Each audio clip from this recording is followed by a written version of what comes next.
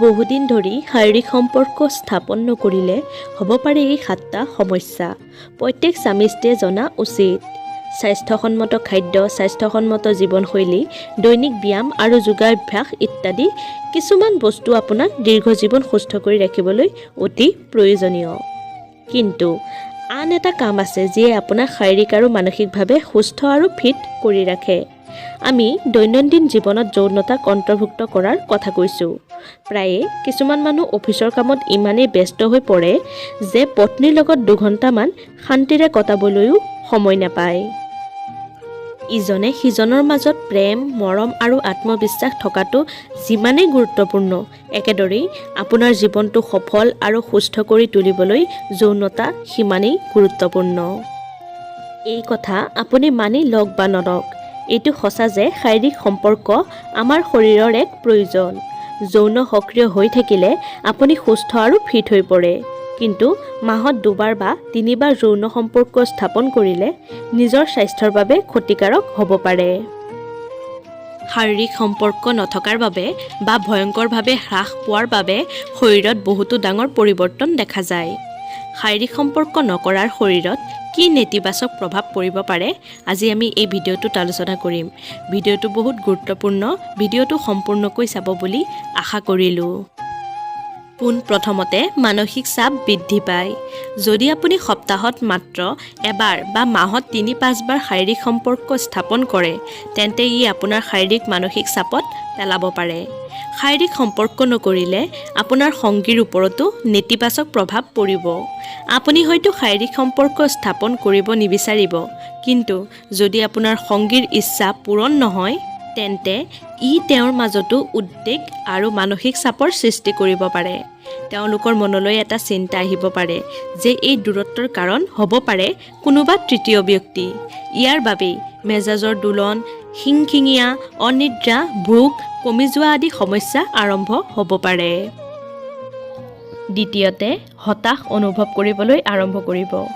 শাৰীৰিক সম্পৰ্ক স্থাপন কৰিলে আপুনি শিথিল আৰু সুখী অনুভৱ কৰে। আপুনিও নিজকে ভাল পাবলৈ আৰম্ভ কৰে।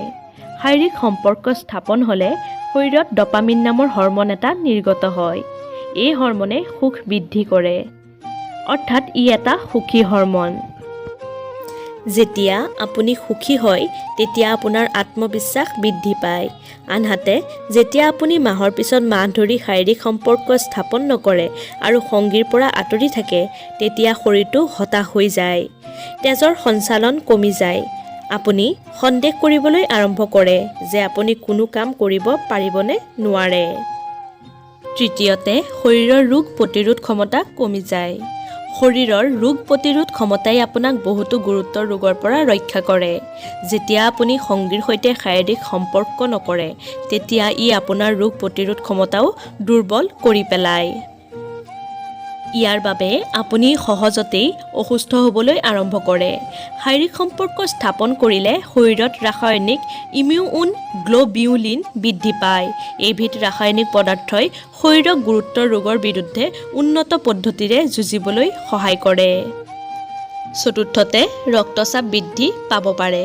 2006 চনত মেডিকেল জাৰ্নেল বায়'লজিকেল চাইক'লজীত কৰা এক অধ্যয়নত দেখা গৈছে যে নিয়মিতভাৱে যৌন সম্পৰ্ক স্থাপন কৰা লোকৰ ৰক্তচাপৰ মাত্ৰা কমকৈ যৌন সম্পৰ্ক স্থাপন কৰা লোকতকৈ কম।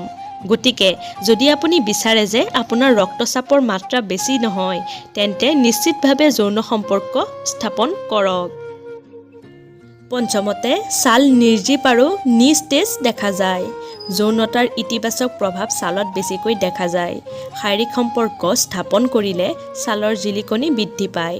ডপামিন হৰম'নৰ মাত্ৰা বৃদ্ধিৰ বাবে ছালখন জিলিকি উঠে। একে সময়তে দৈনন্দিন জীৱনত যৌনতাৰ অভাৱ হ'লে ছালখন নিৰ্জীৱ, নিস্তেজ আৰু শুকান দেখিবলৈ আৰম্ভ কৰে। ষষ্ঠতে, প্ৰষ্টেট কেন্সাৰৰ আশংকা। এক গৱেষণাৰ পৰা জানিব পৰা গৈছে যে যিসকল লোকে এমাহত 20 বাৰতকৈ অধিক বীৰ্যপাত কৰে, তেওঁলোকৰ প্ৰষ্টেট কেন্সাৰ হোৱাৰ সম্ভাৱনা কম। আনহাতে যিসকলে মাহত মাত্ৰ 4ৰ পৰা 7 বাৰহে বীৰ্যপাত কৰে, তেওঁলোকৰ প্ৰষ্টেট কেন্সাৰ হোৱাৰ সম্ভাৱনা বেছি হোৱা দেখা গৈছে। সপ্তমতে, আনৰ প্ৰতি আগ্ৰহ বাঢ়িব পাৰে। যদি আপুনি বাৰে বাৰে শাৰীৰিক সম্পৰ্কৰ বাবে সংগীক নাকচ কৰি থাকে, তেন্তে সম্ভৱ যে আপোনালোক দুয়োৰে মাজৰ দূৰত্ব বৃদ্ধি পাব পাৰে। বিশেষকৈ যেতিয়া এগৰাকী মহিলাই বাৰে বাৰে নিজৰ স্বামীক যৌন সম্পৰ্কৰ বাবে নাকচ কৰে, তেতিয়া কিছুমান পুৰুষে নতুন বন্ধুত্ব গঢ়িবলৈ আগ্ৰহী হ'বলৈ আৰম্ভ কৰে। ইয়াৰ কাৰণ হ'ল দীৰ্ঘদিন ধৰি শাৰীৰিক সম্পৰ্ক স্থাপন নকৰাৰ বাবে হতাশাৰ মাত্ৰা বৃদ্ধি। আনকি কিছুমান দম্পতীয়ে এই পৰিস্থিতিত ওৱান নাইট ষ্টেণ্ডৰ কথাও ভাবিবলৈ আৰম্ভ কৰে। শাৰীৰিক সম্পৰ্ক নকৰাৰ অসুবিধাবোৰ দীৰ্ঘ দূৰত্বৰ সম্পৰ্কত বেছিকৈ দেখিবলৈ পোৱা যায়।